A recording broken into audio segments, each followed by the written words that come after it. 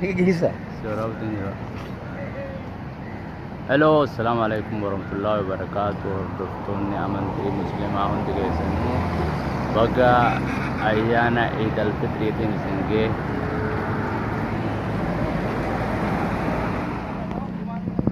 Hello, assalamu alaikum warahmatullahi wabarakatuh. Hordoftoonni amantii musliimaa bagatti geessan ayyaana Eid al-Fitriitiin har'a keessumaa tokko kanneen jirra. Keessumaa saganteen jenna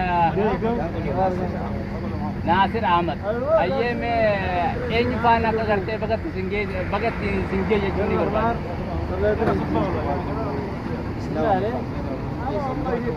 Akkasumatti uummatni Oromoo waan taate hunda warreen fayyisaafu biyya tasbiir biyya nabi biyya kan hundan yeroo fedhaa baga ittiin mungee warra gartee amatu garbiin gorabbiin haa godhu. Mee iddoon asin jirtan kunoo eessa? Bakkattoon isin jirtan kunoo eessa? Mee daawwattoota keenyaaf adan yaman korjam adan fayyisa bakka adan korjam tu ulaa yulkisaaf ula dura. Ulaa yuunisaa dura mee erga gartee beekamaadha. Ulaa yuunisaa dura bakkattoonni Oromoodhaa sanarraa buqqaanii adan dhufan waggaa tokkoo fi ji'a lama lakkoofsee jira. Mee waggaa tokkoo fi ji'a lama haala akkamii keessa jirtan uummata keenya kan addunyaa jiru dhaamsa itti qabdu maali?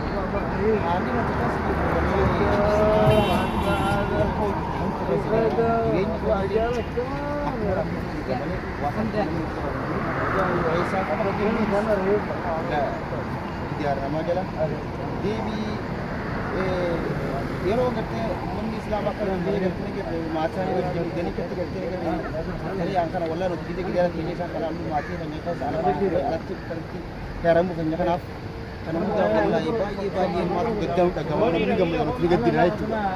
Kanaaf jireenya keenya wallahi maata deemu ijoollee ammallee akka amma jiru kana atii furamu bilaa hiraata bilaa Mee gartee uummata Oromoo addunyaa kanarra jiru dhaamsi ati qabdu maali? Akka bakkattoota Oromoo Yemen sanarraa buqqee adan ulaa yuunisaa dura jirutti.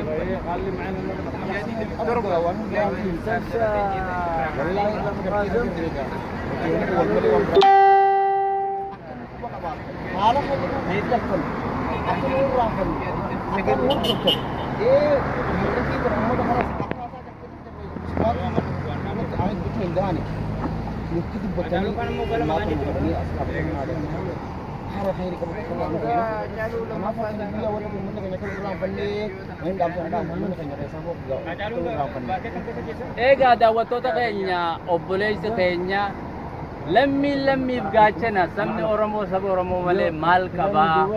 Nuti Oromoon wal malee maal qabnaa jaa? Daawwattoota keenya qophii baga ittiin si ga'e akkuma itti fufetti jira asumaan nu faana tura.